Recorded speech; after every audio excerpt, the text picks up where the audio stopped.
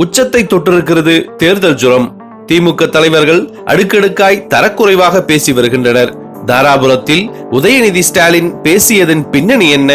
எடப்பாடியை கண்டு பயந்து போயிருக்கிறதா திமுக? அடுத்தடுத்த ரைடுகள் உணர்த்துவது எதை? தமிழக தேர்தல் முடிவுகளை ராஜபக்சே சகோதரர்கள் என்னவாக பார்ப்பார்கள்? இவை அனைத்தையும் அலசுகிறது இந்த விவாதம். கோலாகல ஸ்ரீனிவாசின் நெறியாளுகையில் டில்லியிலிருந்து காணொலி மூலம் இணைகின்றனர் டில்லி ஆர் ராஜகோபாலன் மற்றும் சேகர் ஐயர் ஆகியோர். நீண்ட கால பயணம் இருக்கிறது தம்பி.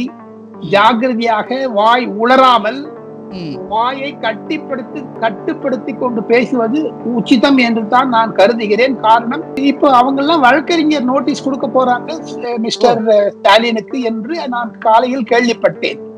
எனக்கு என்ன தோணுதுன்னா, இபிஎஸ் கண்டு டிஎம்கேக்குள்ள ஒரு பெரிய ஒரு பயம் வந்திருக்கு.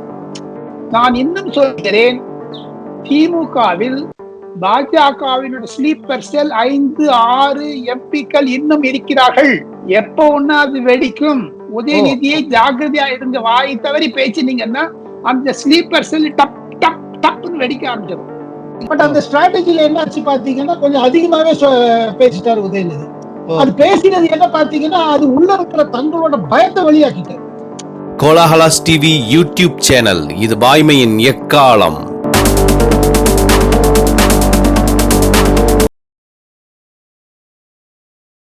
கோலாகலாஸ் டிவி நேயர்கள் அனைவருக்கும் வணக்கம்.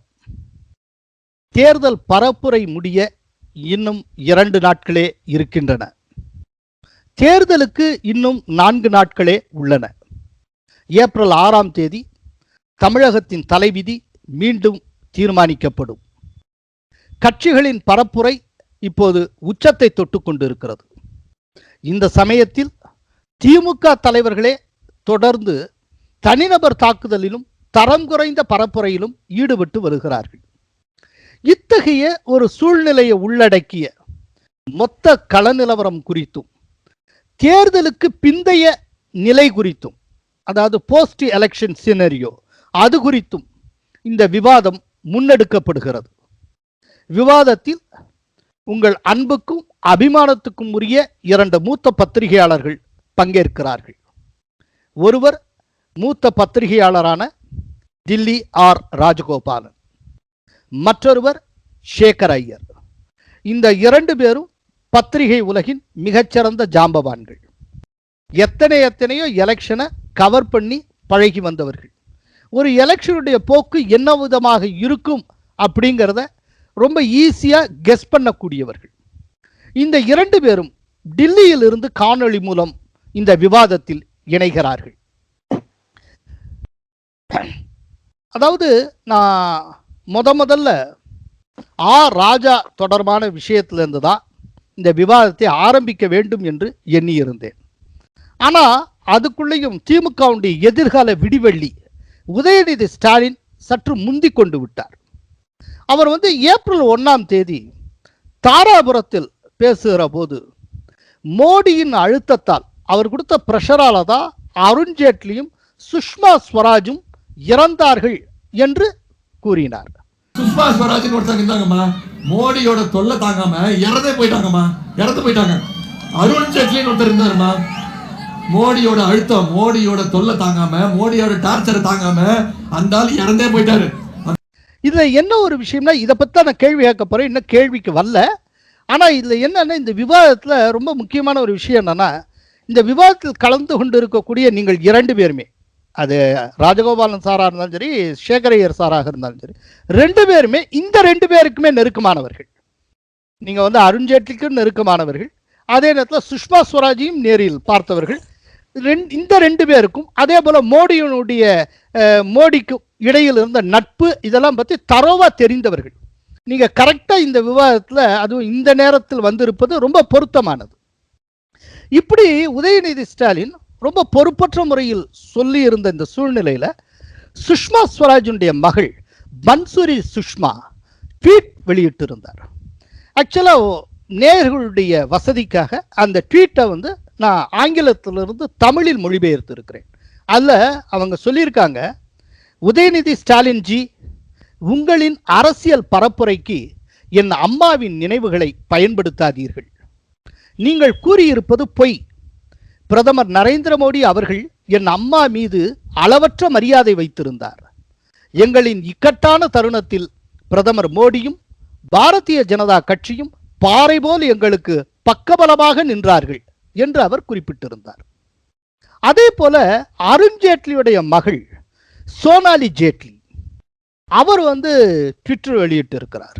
அந்த ட்வீட்ல என்ன சொல்லியிருந்தார்னா, உதயநிதி ஸ்டாலின்ஜி, உங்களுக்கு தேர்தல் அழுத்தம் இருப்பது எனக்கு தெரியும், அதாவது எலெக்ஷன் பிரஷர் உங்களுக்கு ஆனால் நீங்கள் பொய் கூறும் போது, என் தந்தையின் நினைவுகளை கொச்சைப்படுத்தும் போது என்னால் மௌனமாக பார்த்து கொண்டிருக்க முடியாது. என் தந்தை அருண்ஜேட்லிக்கும் பிரதமர் நரேந்திர மோடிக்கும் இடையிலான பிணைப்பு என்பது அரசியலுக்கு அப்பாற்பட்டது. இத்தகைய நட்பை புரிந்து கொள்ளக்கூடிய அளவுக்கான அதிர்ஷ்டம் உங்களுக்கு வாய்க்க வேண்டும் என்று இறைவனை வேண்டுகிறேன். இவ்வாறு அவர் கூறியிருந்தார். சோ இந்த ரெண்டு பேரும் அவங்களுடைய வாரிசுகள் ரெண்டு பேருமே உடனடியா உதயநிதி ஸ்டாலினுக்கு ஒரு ரிவர்ட் பண்ணியிருக்காங்க. இப்ப என்ன அப்படின்னா, என்னுடைய கேள்வி ராஜகோபாலன், நான் உங்கள்கிட்ட இருந்து ஆரம்பிக்கிறேன். திடீர்னு இறந்து போன இரண்டு மாபெரும் தலைவர்களை வைத்துக்கொண்டு அவர்கள் இறப்புக்கு மோடி காரணம்னு சொல்லி, அதுவும் இந்த எலெக்ஷன் முடியறதுக்கு, எலெக்ஷன் வர்றதுக்கு இன்னும் ஒரு 4 நாட்கள் இருக்கக்கூடிய சூழ்நிலையில இப்படி ஒன்றை ஏன் கிளப்ப வேண்டும்? அதுவும் உதயநிதி ஸ்டாலின் ஏன் கிளப்ப வேண்டும்? இதனால திமுக என்ன சாதிக்க நினைக்கிறது? வணக்கம், நமஸ்காரம். உங்களுடைய நேயர்களுக்கு என்னுடைய வணக்கங்களை தெரிவித்து, நீங்க கேட்ட கேள்விகளுக்கு பதில் சொல்ல ஆரம்பிக்கும் முன் என்னுடைய ஒரே ஒரு ஆலோசனை உதயநிதி ஸ்டாலின் அவர்களுக்கு, நீங்கள் வயதில் மிகவும் சிறியவர், நீண்டகால அரசியல் பயணம் உங்களுக்கு இருக்கிறது, வாயை அடக்கி பேசினால் நன்றாக இருக்கும் என்று அருண்ஜேட்லியையும் சுஷ்மா சுவராஜையும் நினைவு கூர்ந்து, அதையும் தவிர பேராசிரியர் கா அன்பழகனிடம் நான் நெருங்கி பழகியவன். அதே மாதிரி தீநகர் எம்எல்ஏவாக இருந்த அன்பழகன் கொரோனாவில் மறைந்து போனாரே, அவருக்கும் நன்றாக தெரியும் என்னை. இப்படி பழக்கடை அன்பழகன், நாங்கள்லாம் அவர் வீட்டுக்கு ஃப்ரூட் சாப்பிட போன மாதிரி டி நகர்ல எங்கெல்லாம் பார்த்து மரியாதையா வரவேற்பார் அவர். அப்பேற்பட்டவர் மரணம் அடைந்ததற்கும் உதயநிதி ஸ்டாலினுக்கும் தொடர்பு உண்டா என்று கேட்டால் எவ்வளவு அசிங்கமாக இருக்குமோ அவ்வளவு அசிங்கமாகத்தான் இருக்கிறது. காரணம் என்ன என்று கேட்டால், கருணாநிதி அவர்கள் நீண்ட நோயுற்று இருந்ததனால் மரணம் அடைந்தார். அது மாதிரி அருண்ஜேட்லி அவர்கள் நீண்ட மாதிரி கேன்சர் புற்றுநோயில் தான் மரணம் அடைந்தார். அமெரிக்காவில் ட்ரீட்மெண்ட் எடுத்துக்கொண்டார். அதே மாதிரி நாம் சொல்லக்கூடாது, பற்பலருக்கு நோய் என்பது எப்போ ஒன்னா வரலாம், எப்போ ஒன்னா போகலாம். ஸோ ஆக மொத்தம் இப்போ இந்த கொரோனா காலத்தில் இருப்பது பொழுது பற்பல திமுக உறுப்பினர்கள், ஈவன் வசந்தகுமார் மரணம் அடைந்ததற்கு யார் காரணம்? கொரோனா காரணம். அதே போல் உதயநிதி அவர்கள் இதெல்லாம் தெரிந்து கொள்ள வேண்டும். அவர் வாய் தவறி பேசுவது, ஒருவேளை யாராவது எழுதி கொடுத்து பேசுறாரா, அவ்வளவு தொடர்பு டெல்லியில் அவருக்கு இருக்கிறதா என்பதுக்கு ஒரு கேள்விக்குறி சீனிவாசன். காரணம் என்னன்னா, அவர் ஒரு இளைஞர். எனக்கு வயது 70 ஆகிறது. எனக்கு அருண்ஜேட்லி 1975 தெரியும். என்னை விட சேகர் ஐயருக்கு அதிகமாக தெரியும் அருண்ஜேட்லியை. எந்த காலத்தில் அவர் 2 வீலரில் இருந்தாரோ, ஜோர்பாக் எனக்கூடிய இடத்தில் ஒரு அறையில் அவர் தங்கி இருந்தார் சீனிவாசன் கல்லூரி பயணத்தின் பொழுது. அவருடைய குடும்பம் எனக்கு மிகவும் நன்றாக பழகிய குடும்பம். அவருக்கு குழந்தைகள் ரோஹன் அண்ட் சொனாலி பிறந்த பொழுது நான் அவருடைய வீட்டுக்கெல்லாம் செஞ்சிருக்கிறேன். அதாவது அதெல்லாம் கல்யாணம் கார்த்திகெல்லாம் விட்டு, சோனாலிவே உங்களுக்கு பர்சனலா தெரியும் நினைக்கிறேன். ரொம்ப நல்லா தெரியும். இது இப்போ அவங்க எல்லாம் வழக்கறிஞர் நோட்டீஸ் கொடுக்க போறாங்க மிஸ்டர் ஸ்டாலினுக்கு என்று நான் காலையில் கேள்விப்பட்டேன். அதையும் தவிர அருண்ஜேட்லியினுடைய மரணத்திற்கும் நரேந்திர மோடிக்கும் என்ன அமாவாசைக்கும் அப்துல் காதருக்கும் முடித்து போடுவது போன்று ஒரு பேச்சு இருக்கிறதே தவிர, மிஸ்டர் எம்.கே. ஸ்டாலின் தன்னுடைய மகன் உதயநிதி ஸ்டாலின் அதிகமாக பேசுகிறார். நீண்ட கால பயணம் இருக்கிறது தம்பி, ஜாகிரதையாக, வாய் உளராமல் வாயை கட்டுப்படுத்தி கொண்டு பேசுவது உச்சிதம் என்று தான் நான் கருதுகிறேன். காரணம், அருண்ஜேட்லி ஆத்மா உங்களை பின்னாடி விடாது. சேகர் ஐயா, இப்போ ஒரு தேர்தல் பரப்புரையில் இவ்வளவு சென்சிட்டிவா அது ஒரு பிரதமரை இறந்து போன தலைவர்களோட இது பண்ணி அது முடிச்சு போட்டு இவங்க இறந்ததுக்கு இவர் காரணம்னு மோடியை மெனக்கெட்டு உதயநிதி ஸ்டாலின் டார்கெட் பண்ணுறதுக்கு என்ன காரணம்? அப்படி டார்கெட் பண்ணுறது மூலமாக அந்த அவர் வந்து என்ன அடைய நினைக்கிறார், அதில் என்ன லாபம் கிடைக்கும்னு நினைக்கிறார்? ஏன்னா அதுக்கு இது வந்து ஜஸ்ட் ஒரு ஸ்லிப் ஆஃப் த டங்க்னு நினைக்கிறீங்களா? அப்படி இருக்கிற மாதிரி தெரியல. அவர் வந்து ரொம்ப பிளான்டாக தான் வந்து அது கொஞ்சம் நீளமாகவே பேசிக்கிட்டு போகிறாரு. இது ஜஸ்ட் ஸ்லிப் ஆஃப் த டங்க்குங்கிற மாதிரி தெரியல.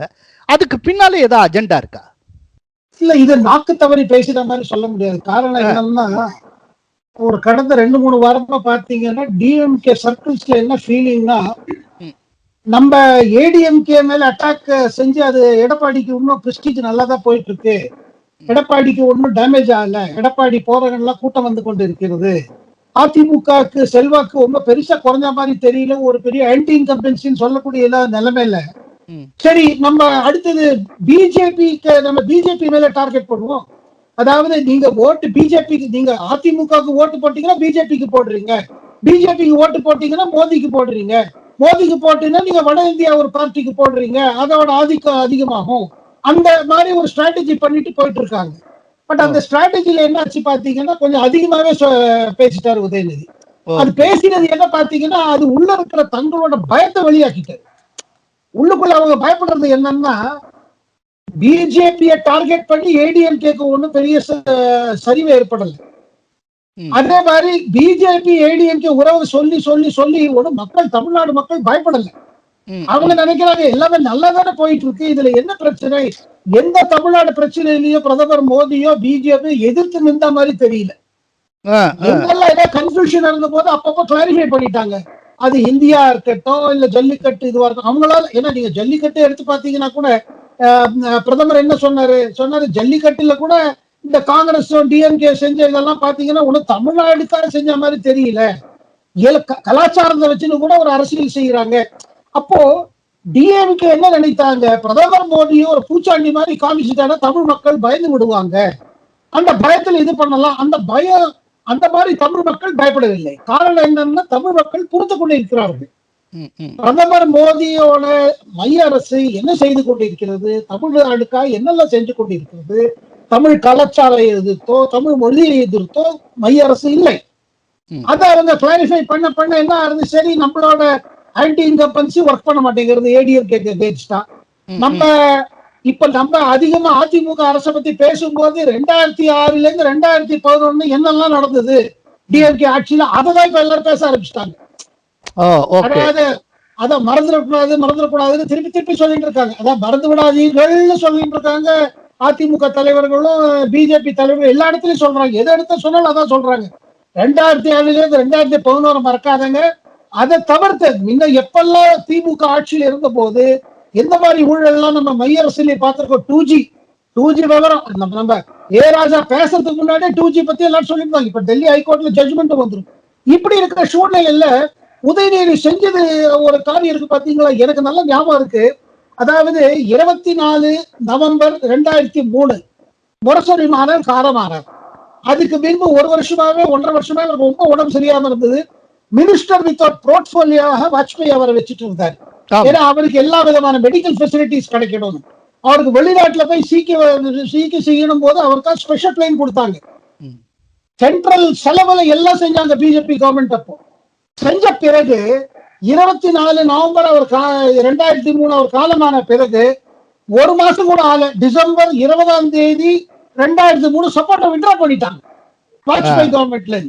ஏன்னா காங்கிரஸோட போடணும். அதாவது ஒரு பெருந்தலைவர் முரசொலி மாறன் எப்படப்பா காலமாக காத்திருந்தா போல அவங்க பேர் பண்ணான்னு எங்கிட்ட வாஜ்பாய் என்கிட்ட ரொம்ப வருத்தமா சொன்னாரு. கூடவே ஜேட்லி சொல்லியிருக்காரு, சுஷ்மா ஸ்வராஜ் என்கிட்ட சொல்லியிருக்காங்க. சுஷ்மா ஸ்வராஜ் எங்கிட்ட எப்ப பார்த்தாலும் கேட்பாங்க, என்ன சேகர் உங்க தமிழ்நாட்டுல ஏன் இப்படி மகளிர் எல்லாம் இவ்வளவு இதுவா பேசுறாங்க, இழிவா பேசுறாங்க, அவங்களுக்கு ஒன்னும் ரெஸ்பெக்டே கிடையாதா? நாங்க எப்படி மறக்க முடியும் ஜெயலலிதாவோட சம்பவம் 1989ல நடந்தது. அவங்களை என்னெல்லாம் செஞ்சாங்க, ஒரு திரௌபதி மகாபாரதத்தையே கொண்டுட்டாங்களே தமிழ்நாடு சட்டசபையில. அந்த காரியத்துல ஈடுபட்டவங்க எல்லாம் பெரிய லீடரா சுத்திட்டு இருக்காங்க. என்ன உங்க தமிழ், இது உங்க தமிழ் பண்பாடா, இது உங்க தமிழ் கலாச்சாரமா? நான் சுஷ்மா ஸ்வராஜ் சொல்ல, இதை நீங்க தமிழ் பண்பாடு கலாச்சாரம் சொல்லாதீங்க, இது ஒரு குறிப்பிட்ட அரசியல் கட்சியோட ஒரு குறிப்பிட்ட கலாச்சாரம் இது. அதை ஜெயலலிதா அதை நன்னா அவங்க ரிப்ளையும் கொடுத்தாங்க அது பிறகு. அண்ட் ஜெயலலிதா இருக்கிற வரையில் இந்த மாதிரி செய்திகள்லாம் வாழ ஆட்டாம இருந்தாங்க, பேசாம இருந்தாங்க. சோ அதனால இந்த மாதிரி வட இந்திய தலைவர்களை பேர் எடுத்து உதயநிதி பேசுறது என்ன ஆச்சு கேட்டீங்கன்னா, இங்க இருக்கிறவங்களுக்கு அவங்க மெமரியில ரீஜிக் ஆயிடுச்சு. சுஷ்மா ஸ்வராஜோட அவர் கணவர் இருக்காரு பாருங்க, அவர் கவர்னர் ஸ்வராஜ்னு சொல்லுவாரு, அதான் ஏன்னா கவர்னரா இருந்தார் அவர், ஸ்வராஜ் கோஷன். அவரே ரொம்ப ஷாக் ஆயிட்டாரு. என்னது உங்க தமிழ்நாடு அரசியலுக்கா இப்படி நீங்க நம்ம சுஷ்மா பேர் எழுப்பீங்களா, என்ன இது, என்ன இப்படி? எந்த சுஷ்மா ஸ்வராஜ் தமிழ்நாட்டுல பிஜேபி கேம்பெயினுக்காக தமிழ்லயே பேசினாங்க 2014. அந்த தமிழ் மொழியிலே போய் பேசியிருக்காங்க. அந்த இதுல எல்லாம் நீங்க பாத்திருப்பீங்க, எங்க வந்து மீனவர்கள் குடும்பங்களோட எல்லாம் தமிழ்லயே பேசுவாங்க. தமிழ் கத்துக்கணும் அவ்வளவு ஆர்வம். ஜேட்லி எப்போதும் சொல்வாரு, என்ன இந்த உங்க டிஎம்கே கட்சியா ரொம்ப ஊழலா இருக்குது, எப்ப பார்த்தாலும் ஏதாவது பேப்பர் நீட்டிட்டு காரியம் பண்ணிட்டு போறாங்க, ஏதாவது பண்ணணும்னு எதிர்பார்க்கறாங்க. அதாவது டிஎம்கே ஊழல்ங்கிறது டெல்லியில அதை எவரும் மறக்கல. அதை நீங்க அதை நம்ம அதனால உதயநிதி இந்த மாதிரி பேசி ஏதாவது பேசினாருன்னா திருப்பி இங்க இருக்கிறவங்களுக்கு தோணும், ஓஹோ இதுதானா, பேச்சிலே இப்படி இருப்பாங்க, செயல்ல இப்படிதான் இருக்காங்க போல இருக்கு. செயலை நம்ம பார்த்துட்டோமே, ஏன்னா 2G விவரம் மூடல ஒண்ணும்.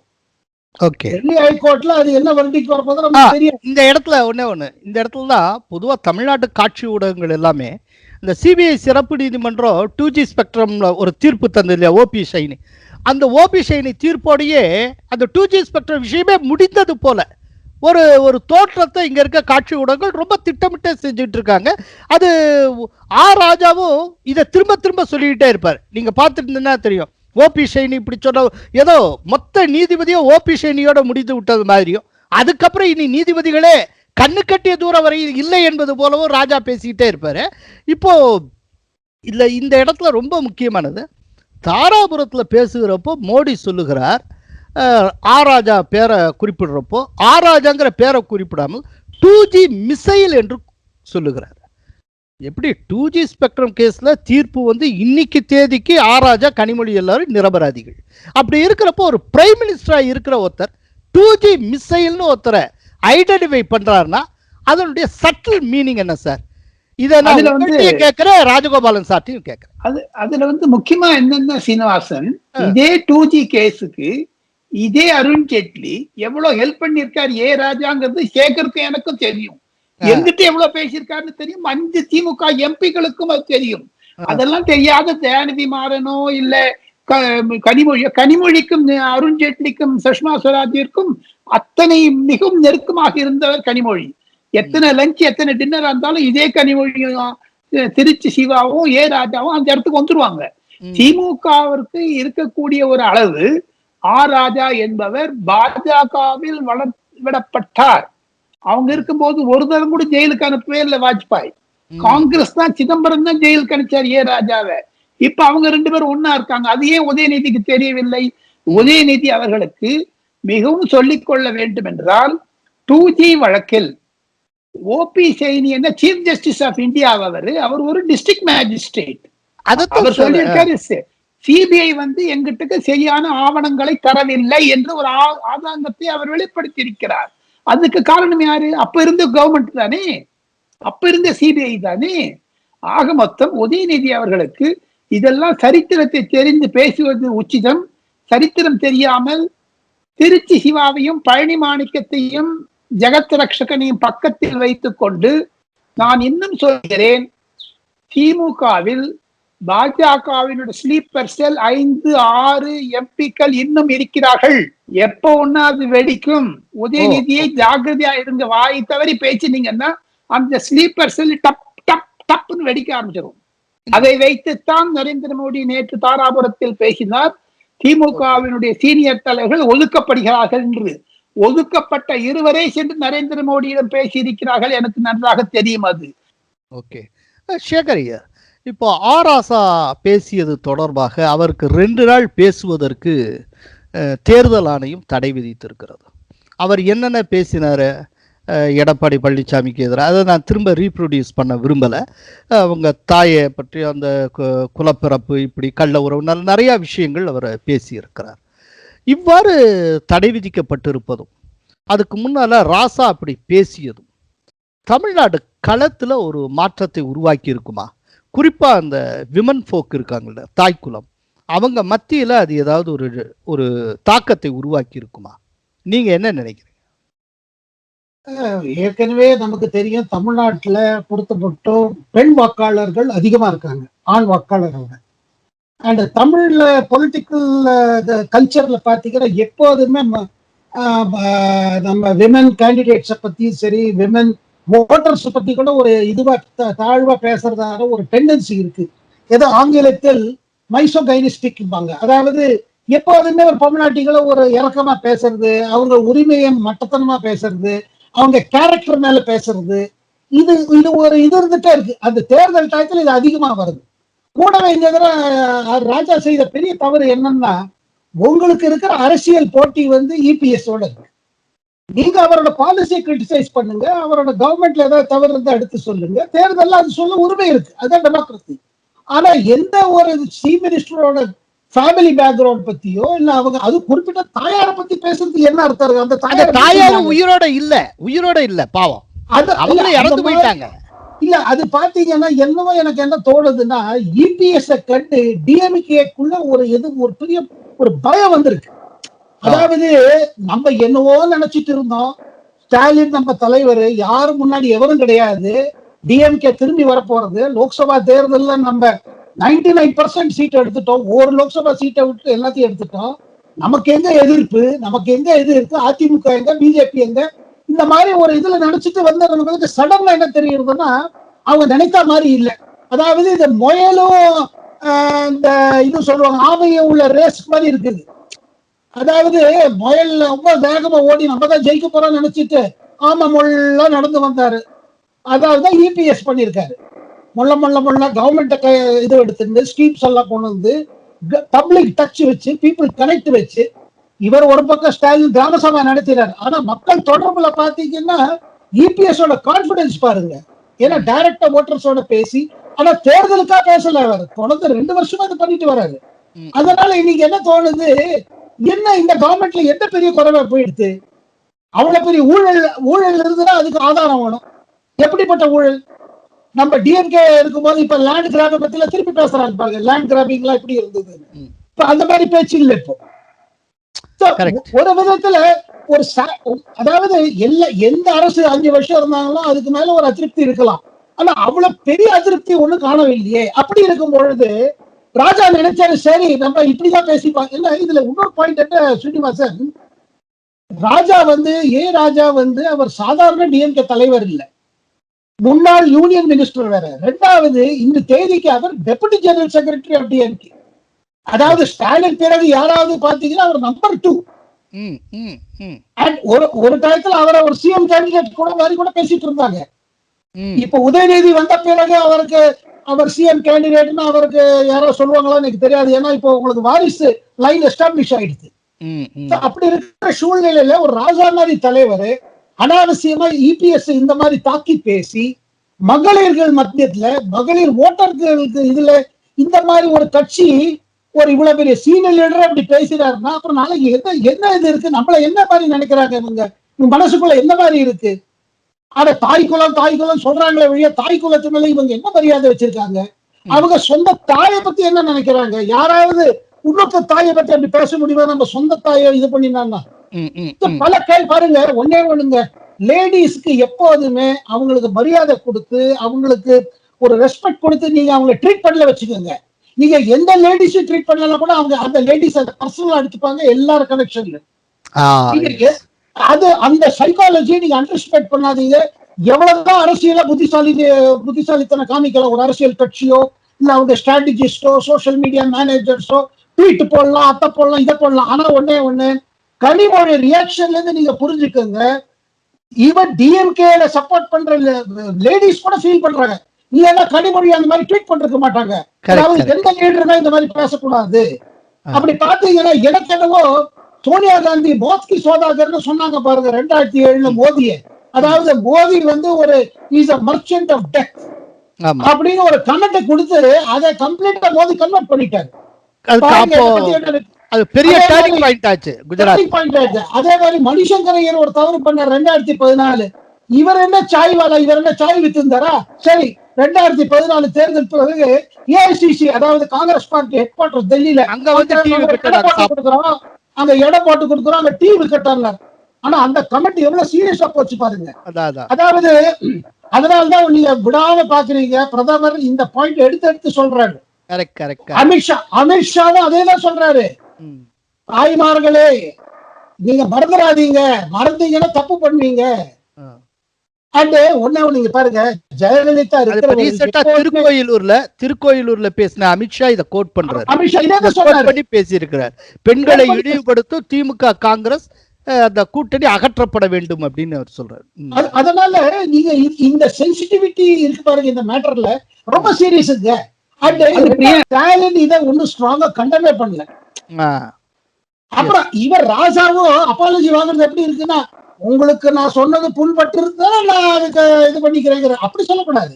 இது நீங்க அன்னியக்குவக்கலாம், நான் சொன்னது தவறுன்னு சொல்லணுமே வெளியே, உங்களுக்கு தோடித்துனா இப்படி நான் சொல்றேன், உங்களுக்கு பட்டுதுனா இப்படி சொல்றேன்னு சொல்றதுல எங்கேயோ ஒரு இடத்துல இது ஒரு இன்சின்சியரா இருக்கு பாருங்க. அது வந்து உங்களுக்கு எனக்கு தோணு திமுகவுக்கு மக்கள் மத்தியில குறிப்பிட்டதாக உங்களுக்கு மகளிர் மத்தியில ஒரு கைண்ட் ஆஃப் ஒரு நெகட்டிவிட்டி வருது இதுல. ஓகே ராஜகோபாலன், இதுல வந்து இந்த விதமா அவதூறா பேசுறது, ரொம்ப தரக்குறைவா பேசுறது, அதெல்லாம் தாண்டி ஒரு அடிப்படையான ஒரு விஷயத்த நம்ம அப்சர்வ் பண்ண முடியுது. என்னன்னா, ஒரு சீக்வன்ஸ் ஒன்று இருக்கு. நீங்க அப்படியே ஒரு புள்ளி வச்சுட்டே பாங்க. முதல்ல ஆரம்பத்துல உதயநிதி ஸ்டாலின் ஒன்று ஆரம்பிக்கிறாரு. எடப்பாடி சசிகலா கம்பேர் பண்ணி ரொம்ப கேவலமா பேசுறாரு. அப்புறம் திடீர்னு டிஎம்கேக்கு ஒரு பயம் வருது. சசிகலா ஒரு குறிப்பிட்ட சமூகத்தை சார்ந்தவங்க, இதனால சவுத்துல நமக்கு ஓட்டு கிடைக்காம போகுமோ. அதுக்கப்புறம் உதயநிதி ஸ்டாலின் வருத்தம் தெரிவிக்கிறார். அதுக்கப்புறம் திண்டுக்கல் லியோனி அவர் கோயம்புத்தூர்ல தொண்டாமுத்தூர்ல பேசுறப்போ வெளிநாட்டு பசுமாட்டுகளுடைய பாலை சாப்பிட்டு சாப்பிட்டு தமிழ்நாட்டு பெண்களுடைய இடுப்பு வந்து டயர் மாதிரி பெருத்து போச்சுன்னு சொல்லி ஒரு மோசமான ஒரு கமெண்ட். உடனே விமன் ஃபோக்கு குறிப்பா அந்த லேடி சம்பந்தப்பட்ட ஆர்கனைசேஷன்ஸ் அத்தனை கண்டனம் தெரிவிக்குது. அதுக்கப்புறம் கனிமொழி வந்து யாரா இருந்தாலும் பொறுப்பா பேசணுங்கிறாங்க. அதுக்கப்புறம் பாத்தீங்கன்னா ஆராசா ரொம்ப மோசமா பேசுகிறேன். இது எல்லாத்துக்கும் நீங்க மட்டும்தான் நான் பேசுவேன், நானும் போட்டிக்கு பேசுறேன், என்னாலையும் பேச தெரியும் அப்படின்னு சொல்லி தயாநிதி மாறன் அவர் இன்னொரு எல்லையை தாண்டி பேசுகிறார். இதெல்லாம் ஒரு ரவுண்டு முடிகிறப்போ திரும்பவும் உதயநிதி ஸ்டாலின் இப்ப ஆரம்பித்து வைத்திருக்கிறார். நேற்றுக்கு தாராபுரத்துல சுஷ்மா இவங்கெல்லாம் வச்சுப்பார். ஸோ ரொம்ப தெளிவா ஒரு சீக்வன்ஸ் இருக்கு சார். இது வந்து எல்லாருமே தற்செயலா பேசினாங்கன்னு சொல்ல முடியாது.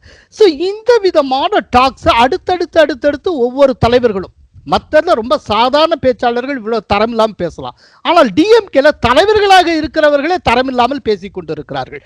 இந்த சீக்வன்ஸ் எப்படி டிசைன் பண்ணப்படுகிறது? இதுக்கு பின்னாலே யாராவது ஒருத்தருடைய அட்வைஸ் இருக்கா? என்ன ரீசன் சார்? இது பின்னாடி அட்வைஸ் இருக்குங்கிறது நிச்சயம் கண்டிப்பாக எனக்கு இருக்கிற மட்டும் ஆலோசகராக இருக்கக்கூடிய பிரசாந்த் கிஷோர் தான் இந்த மாதிரி எழுதி கொடுப்பாரு, யோசனை சொல்லுவார். சீனிவாசன் ஒன்னு எலெக்ஷன் கமிஷன் கொடுத்த அந்த நோட்டீஸ் ராஜாவை 2 நாள் ஒத்தி வைக்க, அதாவது பேன் பண்ணத்தினுடைய நோட்டீஸ்லயே 3 பக்கத்திலேயே தமிழில் எந்த இதுலயும் வரல. அந்த நோட்டீஸ் முழுக்க நான் பார்த்தேன், லீகலி வேலிட், அதுல எல்லாம் கோட் பண்ணிருக்காங்க. எடப்பாடியினுடைய தாயாரை பற்றி பேசியது கூட கோட் பண்ணியிருக்காங்க. டைம் வீடியோ பார்த்தது, வீடியோவை எப்படி சென்ட்ரல் ஃபாரன்சிக் லேபரட்டரி ரிசர்ச் பண்ணி இது உண்மையான வாய்ஸ் ராஜாவுக்கு தான் சொல்லிட்டு எல்லாம் பண்ணியிருக்காங்க. ஆக மொத்தம் அதனுடைய தமிழாக்கம் தமிழர்களுக்கு பரவலாக பரவ வேண்டும், இல்லை என்றால் அது திமுக மறைத்து விடும் அதை. இப்போ நான் உங்கள்கிட்ட பேசிட்டு இருக்கேன், உங்க 2 பேர்கிட்ட பேசிட்டு இருக்க இதே நாள்ல ஒரு ஜஸ்டிஸ் சில ஃபியூ ஹவர்ஸ்க்கு முன்னால சென்னை நீலாங்கரையில் இருக்கக்கூடிய ஸ்டாலினுடைய மருமகன் சபரீசன் வீட்டில் ஐடி ரெய்டு நடந்திருக்கிறது. அதே போல் இந்த ஐபேக் அமைப்பு இருக்கக்கூடிய செயல்படக்கூடிய இடத்துல ஐடி ரெய்டு நடந்திருக்கு. அண்ணா நகருடைய டிஎம்கே கேண்டிடேட்டு மோகன் என்பவருடைய வீட்டில் ஐடி ரெய்டு நடந்திருக்கு. இதை வந்து 2 விதமான விஷயம் இருக்குது. என்னென்னா, டிஎம்கே சைடில் பெரிய அளவில் இந்த தடவை பணத்தை விடணும்னு நினைக்கிறாங்க, அதனால ஸ்மெல் பண்ணி ஐடி போயிருக்காங்க, அங்கே நிறைய ஆவணங்களை சீஸ் பண்ணியிருக்காங்க. இது ஒரு பார்வை. இது எதிர்கட்சிகள் என்ன சொல்லனா, இது வந்து பழிவாங்கும் நடவடிக்கை, இப்படியெல்லாம் எங்கள் வெற்றியை தடுக்க வேண்டும் என்று மத்திய அரசு முயற்சி செய்கிறது அப்படின்னு. ஸோ இந்த ஐடி ரைடு பற்றின உங்களுடைய ரியாக்ஷன் என்ன ராஜகோபாலன்? என்னை பொறுத்த மட்டும் இன்கம் டேக்ஸ் ரெய்டு என்பது அந்த சீனியர் ஆபீசர்ஸ் இந்தியாவில் எந்த மூலையில ஒன்னா எப்ப ஒன்னா டிப் ஆஃப் கிடைச்சிருந்தா அவங்க தொலைபேசி மூலம் தொடர்பு கொண்டு தொலைபேசி ஒட்டு கேட்பதை தவிர அவர்களுக்கு டிப் ஆஃப் கிடைக்கும். அந்த ஆர்கனைசேஷனுக்கு தலைமை வகித்தது ப. சிதம்பரம் அவர்கள் தமிழகத்தினுடைய நிதியமைச்சராக இருந்தார். அவருக்கு துணையாக 10 வருடங்கள் பழனிமாணிக்கம் இருந்திருக்கிறார். ஆக மொத்தம் தமிழக அமைச்சர்களில் 10 பேர் மந்திரியாக இருந்திருக்காங்க. அவங்களுக்கெல்லாம் தெரியும் போன் டேப்பிங், இன்கம் டேக்ஸ் ரெய்டுன்னா என்னன்னு. அதையும் தவிர சிரஞ்சீவி அவர்கள் மத்திய அமைச்சரவையில் மந்திரியாக இருக்கும் பொழுதே அவருடைய வீட்டுல விட்டாரு பிரணாப் முகர்ஜி ரெய்டு. அவங்க பணம் எடுத்துன்னு வந்தாங்க. அது ரெய்டு விட்டது அவருக்கும் தெரியும். 2ஆம் பேர் தெரியாது, முடிச்சுட்டாங்க. அது பழனிமாணிக்கத்துக்கு தெரியும், ஏ ராஜாவுக்கும் தெரியும், ப. சிதம்பரத்துக்கும் தெரியும். சோ ஆக மொத்தம் பணம் எடுப்பது என்பது தேர்தலுக்கு சம்பந்தமே கிடையாது, இதுக்கு அதுக்கு சம்பந்தமே கிடையாது. அதை தவிர வரக்கூடிய இன்று இருக்கக்கூடிய சுனில் அரோராவிற்கு டெப்டியா நெக்ஸ்ட் இன் கமாண்ட் இருக்கக்கூடிய சுஷில் சந்திரா என்பவர் income tax officer, Indian revenue service officer, IRS. அவருக்கு இந்த நுணுக்கங்கள்லாம் தெரியும், எங்க பணம் போகுது, அந்த ட்ரெயில் எப்படி போகும் என்று. காரணம் என்ன என்று கேட்டால் அகில இந்தியாவில் இருக்கக்கூடிய அரசியல்வாதிகளுடைய ஜாதகம் அந்த இன்கம் டேக்ஸ் டிபார்ட்மெண்ட்ல இருக்கு. ஆக மொத்தம் இவர் சபரீசன் வீட்டிலேயோ ஐபேக் நிறுவனத்திலேயோ செய்ததெல்லாம் ஏதோ ஊழல் இருந்ததாகத்தான் அவர்கள் நம்புகிறார்கள். இல்லைன்னா மொத்தம் இன்னைக்கு ரெய்ட் நடந்ததுன்னா அவங்களுக்கு ஏதோ டிப் ஆஃப் கிடைச்சிருக்கு, அதனால ரெய்ட் பண்ணியிருக்காங்க. செந்தில் பாலாஜி வீட்டிலும் நடந்திருக்குது ரெய்டு. ஆக மொத்தம் எல்லா வீட்டிலும் நடந்திருக்கு. அதிமுக வீட்டில் நடக்கலையா? பாஜகவினர் வீட்டுல இப்போ மேற்கு வங்காளத்திலோ அல்லது அஸ்ஸாமிலோ நடக்கவில்லையா? இன்னும் தமிழகத்தில் உண்டு சொல்றாங்களே இவங்க என்ன பெருசா. ஆக மொத்தம் ரெய்டு என்பது நீங்கள் உங்களுடைய கருப்பு பணத்தை மறைத்து வைத்து கவரில் ஏன் சிபிஐக்கு அந்த கே என் நேரு கேஸ் சிபிஐ கொடுத்திருக்காங்க எலெக்ஷன் கமிஷன் சீனிவாசன். அதை நம்ம கேட்க வேண்டாமா? கே என் நேரு போலீஸ்காரர்களுக்கு 2500 ரூபாய் கொடுத்தாருன்னு ஒரு கவர்ல போட்டு கொடுத்தாருன்னு ஒரு பழி இருக்கிறது. அந்த பழியை தமிழக போலீஸுக்கு கொடுக்கவில்லை election commission. During elections election commission சிபிஐக்கு ரெஃபர் பண்ணக்கூடிய பவர்ஸ் அவங்க கையில இருக்குது. அந்த ஒரு 25 நாள் 30 நாளைக்குள்ள தேர்தல் நடக்கும் போது அவங்க வந்து கே என் நேரு கொடுத்துட்டாங்களே. ஓகே, சேகரையர், சூப்பர் ஸ்டார் ரஜினிகாந்துக்கு 51வது தாதா சாஹேப் பால்கே அவார்டு வழங்கப்பட்டு இருக்கிறது. கரெக்டா எலெக்ஷன் டயத்துல அவருக்கு ரொம்ப மிகப்பெரிய ஒரு அவார்டு வழங்கப்பட்டு இருக்கிறது. இதுக்கு பின்னால அரசியல் இருக்கா? இல்ல, இது பின்னாடி அரசியல் முழுமையா இல்லைன்னு யாரும் கூற மாட்டார்கள்.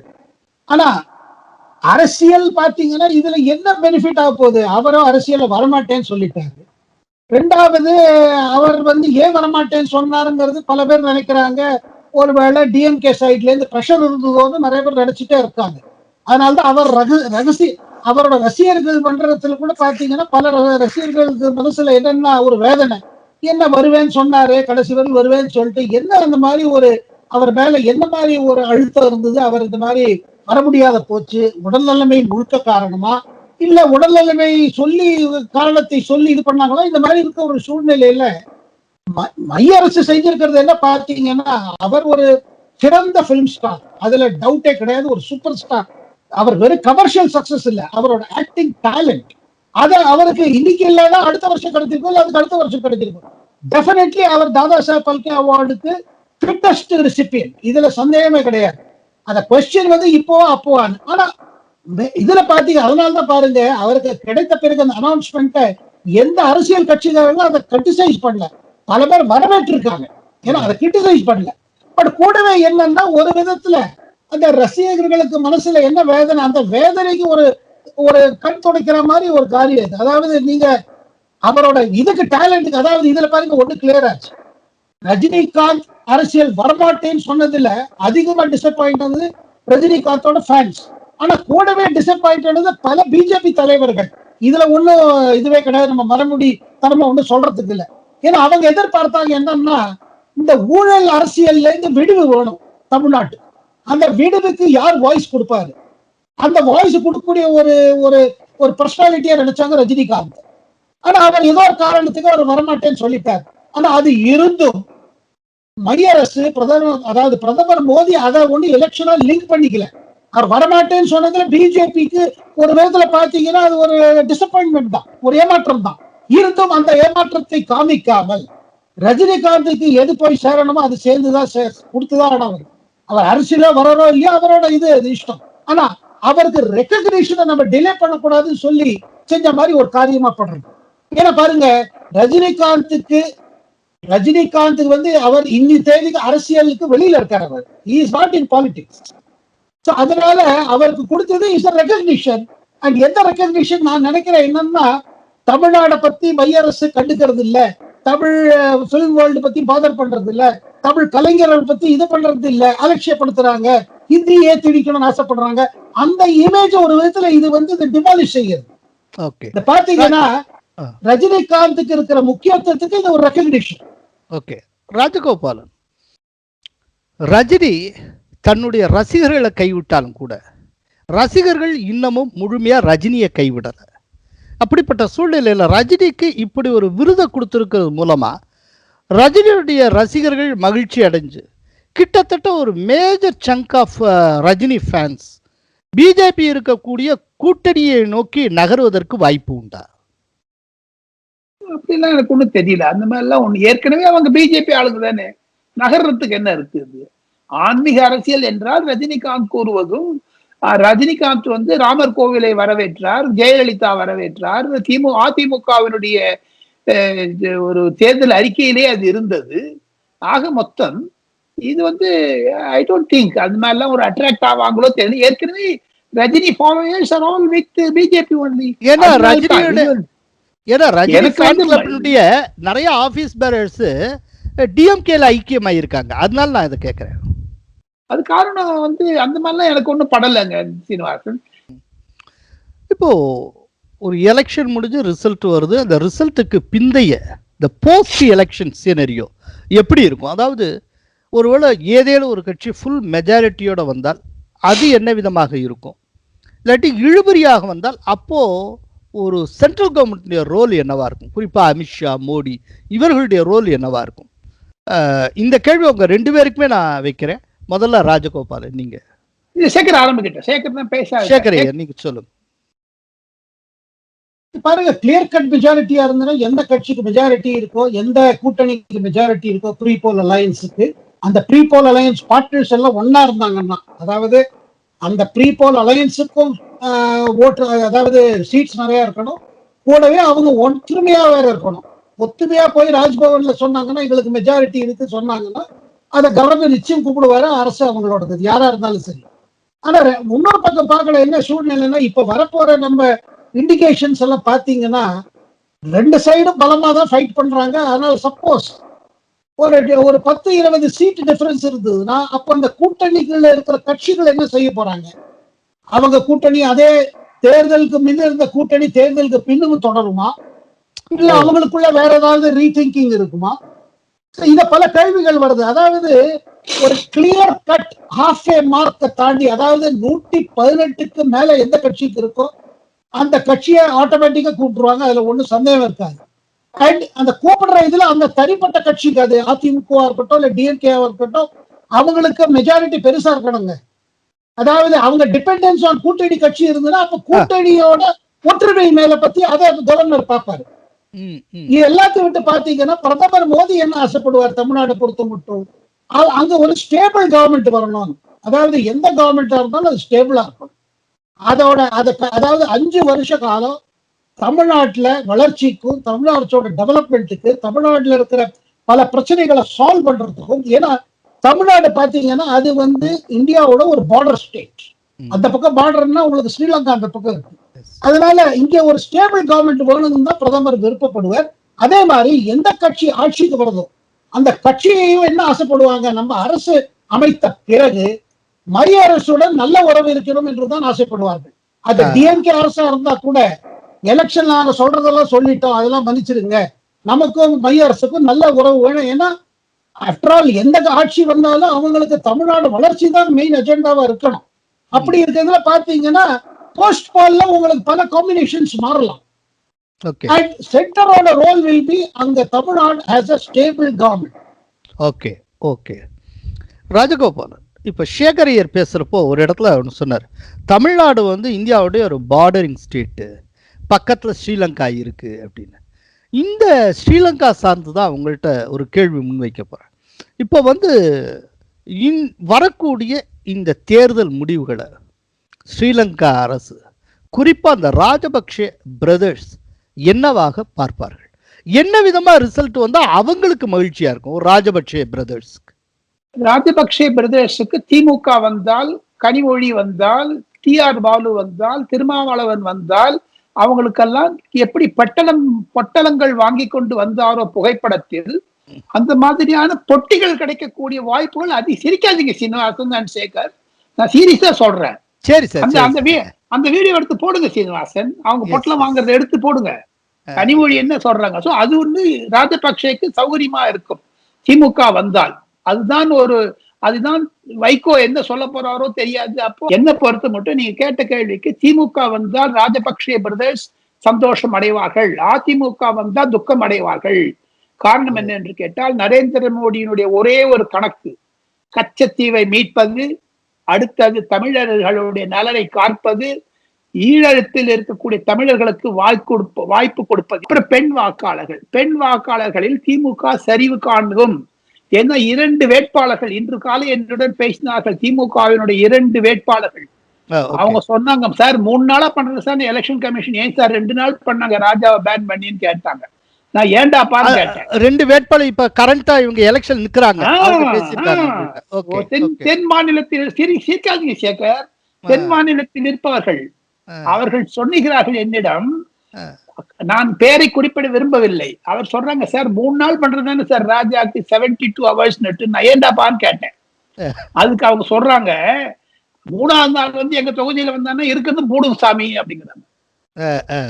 ராஜாவை பார்த்தால் பெண் இனம் ஓடுகிறது.